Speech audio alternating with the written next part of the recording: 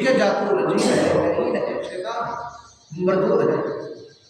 اب دیکھیں شیطان کے پاس علم بھی تھا، عمل بھی تھا، مگر وہی علم اور عمل اس کے ایمان کو بچا نہیں سکے، اس کے ایمان کی حفاظت نہیں کر سکے۔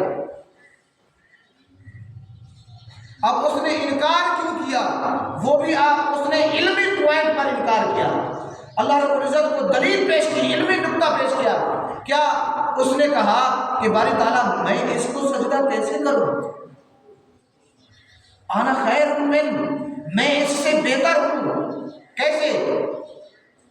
خلقتنی من نار، تو نے مجھے آگ سے پیدا فرمایا، وخلقتہ من طین، اور یہ انسان ہے تو نے اسے مٹی سے پیدا فرمایا۔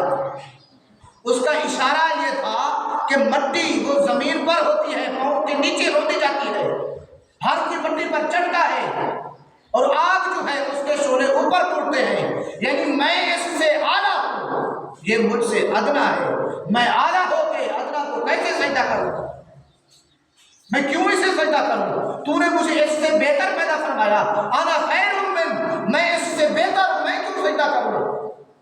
جب اس نے علمی دلیل یعنی علم، اپنے علم پر ڈٹا رہا، اپنے علم پر گھمنڈ کیا، اپنے علم پر فخر اور غرور کیا، تو پھر اللہ نے اس کو اس کی سزا دی، کہا کہ انک رجیم، تو رجیم ہے، اب بتا نہیں رہا